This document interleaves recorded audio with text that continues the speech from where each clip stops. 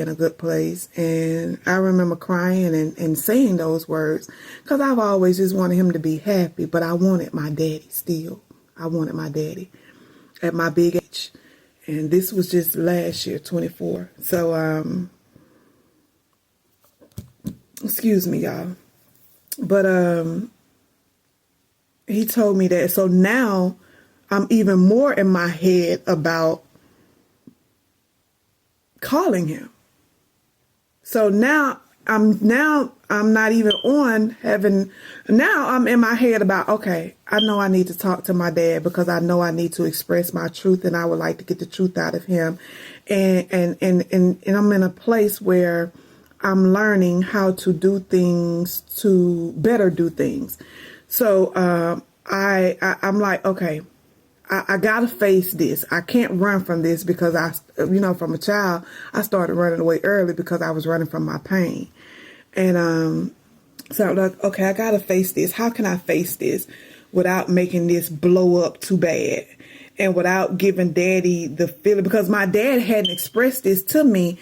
And so it's like, it almost like it can come back as gossip, especially if it's not true, if I didn't say it the right way to him. So it was like, okay, how do I say this? How do I open up this conversation? How do I in my head? So Father's Day came around, and then and that was another thing I was thinking about, and it was like, oh crap, here we go again. Father's Day is right around the corner, and here me go wanting to have a heavy conversation that could strike the wrong nerve, and then we right back where we started at, and I didn't want that. So I delayed so long trying to figure out how. When Father's Day came, I didn't say anything. I didn't say a word. And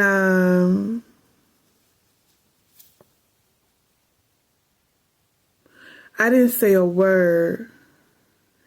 And I didn't know how without, again, it blowing up. And I think 17 days later, my daddy transitioned, y'all. And it hit me like a ton of bricks. And the very thing that I was trying to avoid happened, which was us not being on the best of terms and him having to go. And that whole situation was hard because I'm my daddy's only child that I know of. And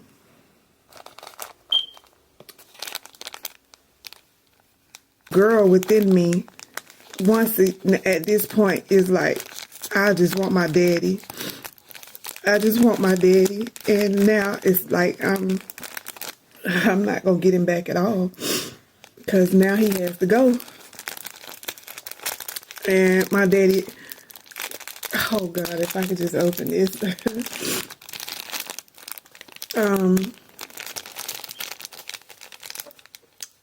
I'm in my daddy's house right now. And it's almost like, y'all, I don't know who this for, but some things are just unavoidable. And sometimes you just got to do it. We at times will try to avoid certain things because we don't want certain things to play out. And some things are just unavoidable. And all I could think about was how much I wished. So,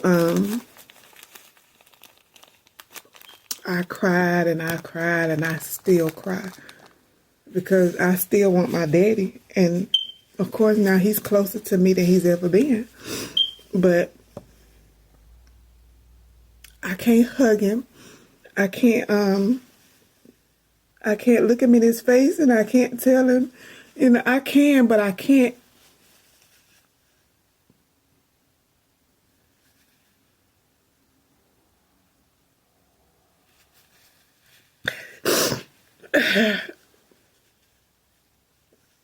said I wasn't gonna do this like this, but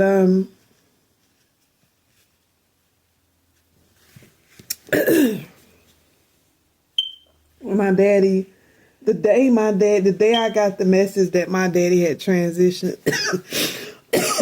I think what hurt me the most, and even if my family hears some of this, y'all, I love you, but I gotta speak my truth about my paternal side just as much as I spoke it about my maternal side. What hurt me was that, nobody really picked up the phone and called me and told me that my daddy had transitioned. Nobody felt like they needed to call me. Now, I did discover after my dad's play sister, his best friend's sister, reached out to me because I wasn't responding in a group text that my daddy had sent out a few days earlier. And I wasn't responding in that group text, so she realized, this even and somebody had put in a text that he had transitioned, and I didn't say anything, so she was like, hold on, something not right with this. And so she decided to reach out to me, and that's how I found out he had transitioned. But then after I spoke to her, I realized that my uncle had sent me a messenger text, basically my inbox on social media, to say my daddy had transitioned. And honestly, it wasn't the way I would have done it. But anywho, I was hurt. So when I finally was able to get myself together a little bit, I reached out to some cousins that could reach me on Messenger, if nothing else. And I was met with some opposition, let's just say that. And the attitude and the energy that I received, I feel like was unwarranted. And although we all grieve in different ways, there was still some underlying energy there that I couldn't understand why it was directed towards me. I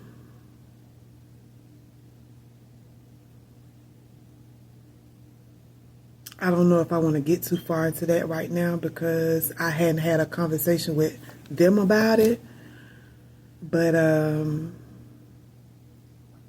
I don't know if they even want to have a conversation with me about it because, again, we don't always handle and do do things differently, but I'm big on accountability. And if I find myself in a place where I feel like I'm wrong or I could have done something better, I will admit to it. Just the same way, my daddy chumped me off and made me feel like crap, but I didn't chump back at him. Matter of fact, I didn't say nothing, because I didn't want to fight with him. But when I felt it in my spirit to reach before something happens, one of the first things I did was apologize for anything that I could have done or said that made him feel some type of way, because I didn't want that type of space and distance in between us. We already had enough distance in between us with me being in Georgia and him being in Pennsylvania. So I don't mind, as Buddha Broderick Love would say and taught me, I can stand a straightening. If I'm wrong, if I don't do something in the best energy or something like that, I don't mind speaking up. And I can't expect everybody else to be me. But what I will say is the energy that I receive is like, again, I told y'all I had to get myself together just enough to make that phone call.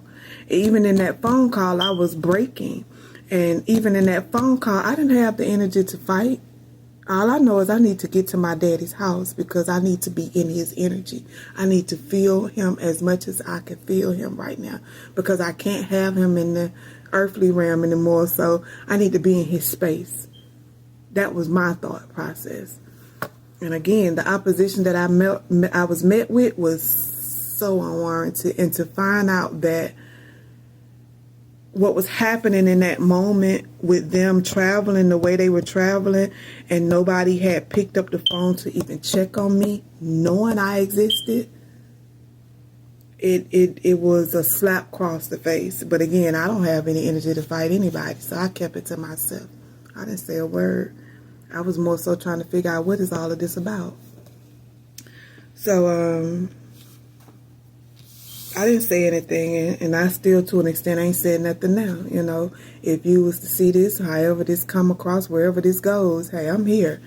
But accountability is everything to me. And one thing I can do, I can hold myself accountable. I can't always expect other people to, and I can't always expect other people to be honest with themselves, but I'm going to be honest with me, always.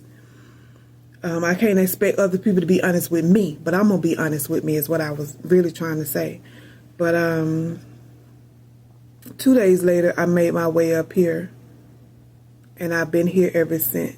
And it has not been the easiest process. And I thought at the time I would get an opportunity. Okay, now I see where we're going with this. I thought I would get an opportunity to sit with family and we would have conversations and talk about this and about that. And that is not what will happen. That is not what happened. It's like soon as I got here, and I know other people had lives to get back to and all of that, things of that nature, but I was told that there were arrangements that they were put in place to make for my dad. In the end, I had to make the arrangements because of, there was no paperwork, I guess, to back up what they were saying, which is fine, but I was willing to allow them to do whatever they felt like my dad had, put them in place for, but because there was nothing to back it up, I had to do it. So I was hoping to get opportunity to do it with my family. In the end, they had to get back to wherever they was going, and I had to do it on my own, which was fine. But again, what bothered me the most again about that was the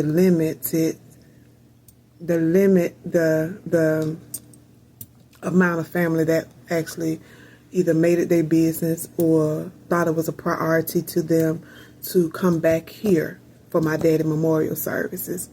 Now, I'm not going to get into, I've learned to separate when ego is talking, so I'm going to be very careful about some of the things that I say because I don't speak from a place of ego. I speak from a place of compassion and love because I still love my folks. I don't know how they feel about me, but I love mine. You know what I mean? Because it is what it is, because even with me and my daddy falling out like we do and did, that's my daddy. Ain't nothing going to change that. It is what it is, So,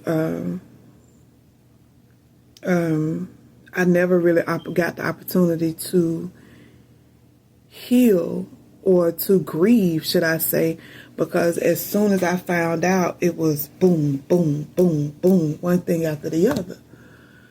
And so I didn't get a chance to sit down how I wanted to talk about my grandma. But I thank God for Mr. Sam Lance because he told me about the picture on the wall situation. And nobody has ever felt the need to even give me any insight on who she was, how she was. Now, one of my uncles did give me a little bit because I had that dream, and I told him I had that dream. And then I asked him about certain things concerning her that I saw in her physically and in my dream. And he told me, yeah, she did, and yeah, she did, and yeah. And I was like, okay. So, removing expectations was something that I had to do to heal on my own. And I have done that to the best of my ability, even up until this point. But I love my grandma, and today is her day. And I miss her. I wish I could have gotten to know her better, because I know she was a sweetheart. I know that my Papa Joe didn't play. My daddy didn't play. So I know that my Papa Joe didn't play. And that's my granddaddy, y'all. My grandmama's husband. Now, I don't know how true this is, but my daddy told me that my Papa Joe used to work for Bumpy Johnson in New York back in the day. Now, what he did, I ain't getting into all of that. I don't know. But just knowing that, and when I look at pictures of my Papa Joe, baby, he looked like he did not play. And when I hear certain stories, the way my daddy used to tell it, don't play with him. So it's like they had this even balance of hard and soft between the two of them. And it was like she was the softness that he needed, and he was the hardness and protection that she needed and that family needed. When I look at all of these pictures that I've been running across, I thank God my daddy have all these pictures. Excuse me. When I look at all these pictures, all I can think about is how much I missed out. Because I think about, what it was like to sit around my grandma and my papa. And what we got from that on that side. And all I could think about is, oh my God, what did I miss out on over there? And I think I heard them telling some stories amongst themselves about what they experienced. You start to feeling a little left out, because it's like, dang, I wish I could have experienced that. But and it's crazy because I think I've said this before, and I'm gonna say it again. Somebody one time, a long time ago, said something about you can't miss nothing you've never had, and I feel like that was the biggest lie ever, because that's not true. That's not true. I never had my daddy up until the time I had him, and I never had my grandma up until the time. I never had my grandma, period, but I missed her, and I missed him. And I missed my family. I just knew me and my cousins was going to be like my cousins on my mama's side. And we going this and we going that. But I also had to face the reality, we aren't children. We're adults. They got lives to live. They got stuff to do. They got their own mindset. I see how they kick it with each other.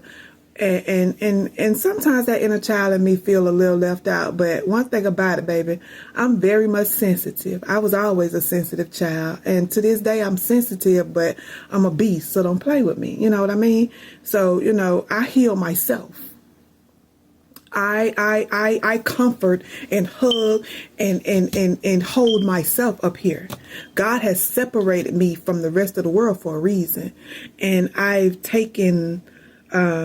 is it solace? I've taken solace in understanding and I'm getting the wisdom out of everything that I'm learning, being here alone but not by myself. I'm taking all of it in. It's to the point where, y'all, I can't even leave the house. The snow won't stop. For one, daddy car that's on the way out the door. Y'all, they want my daddy car. Anywho, daddy car, the tires on it. I ain't playing with this snow. Yeah, I've been stuck in the snow twice. 3 hours one time, 5 hours the other. Trying to get up the driveway. Because my daddy literally built the house on the side of a mountain. He built his house from the ground up on the side of a mountain. So to get to my daddy's house, you got a steep driveway to get up. And it's gravel. And so now that it's snow, tires was spinning trying to get up that driveway, and you got to put some speed behind you just to get up it. So the first time, like I said, the first time it took me 3 hours, and thank God for a neighbor, Miss Burt's husband, because he got me up there. And then the second time he tried to help me, and I ended up having to get myself up there, and I still got stuck at the top of the driveway. So the car didn't get back into the garage until like 2 days later. I was so defeated, because I was so mad, because I'm like, how am I at the top of the driveway that I still can't get in the garage? This is so crazy to me. I was out there shoveling snow, y'all, trying to shovel the car out of the snow. The snow was deep. This ain't no Georgia snow. The snow was deep. So I'm out there trying to shovel snow. I done used all the salt I could use. I had went and bought salt the first go round. And so I had a little bit of left, and I used that until it was gone. And I was wet almost up to my shins, and it was just like, I felt so defeated. My mom was like, Mitchie, get out the car and go in the house. Just leave the car. But I had to trudge through the snow like something like I'm climbing a mountain, y'all, like somebody climbing Mount Everest. And I had to trudge through the snow and go on in the house. I had Petey in the car and everything. And I had taken her in the house and went and got the shovel and came back. And I was trying my best to get that car out that snow, y'all, because I did not want to leave it, because truth be told, y'all, I knew that car note was due, and I didn't want them to come snatch that car. That's just all it is. It's a whole lot of notes around here due. But I thank God that I got some heat. I thank God that I got some electricity, even though my phone might be lagging, this conversation and video might be behind, but you hear my voice. You know what I mean? I thank God that I have some electricity. I thank God that I got some heat, some in a bed, a warm bed to sleep in. I thank God that a place and provisions were made for me. Because when my daddy passed, I was days, 5 days, and 5 days was my mother's birthday. I was 5 days from moving out of her house from the time I sold my house and I was renting a house and I moved. And when I opened up a restaurant, and when I opened up the restaurant, I moved out of the house I was renting into the house with my mom in order to save some money. So I had been there like probably almost 2 years at the time. It hadn't even been 2 yet. And I knew it was time to go because I always felt when it was time to go. So I was like 5 days away from moving, 5 days away from her birthday. And I hadn't yet fully grasped where I was going just yet, but I knew the city that I had settled on. And the provision was really made for me here. It was made for me here. And even when I came up here and I had to handle business and take on this funeral and stuff by myself, my mom didn't take that ride with me. I drove. I packed up my truck. Again, I was getting ready to move. So I packed up my truck with everything that I could pack up, because the next move was my mom had to pack up the rest of my room and put it in the garage because, again, she was rearranging things in her house. My mama is retired. So, you know, her house, she was getting to the point where she was renting out her rooms. So that's income for her. So, you know, I was okay with that. I understood that. So that was her continuing on her journey, and then I had to continue on mine. So the rest of my stuff she had to pack up for me and put in the garage. But I packed up as much as I can, include my little Penny, my little dog baby. And we got in the truck, my Tahoe, and we drove them 12 hours on up this mountain to Pennsylvania from Georgia, baby. I got here 2 days after my daddy passed. And the provision was made for me here. Me and my mom cleaned this house from front to back. I learned that my daddy was suffering in silence. So it showed me where I got it from, because I learned how to suffer in silence. Y'all, we don't have to suffer in silence.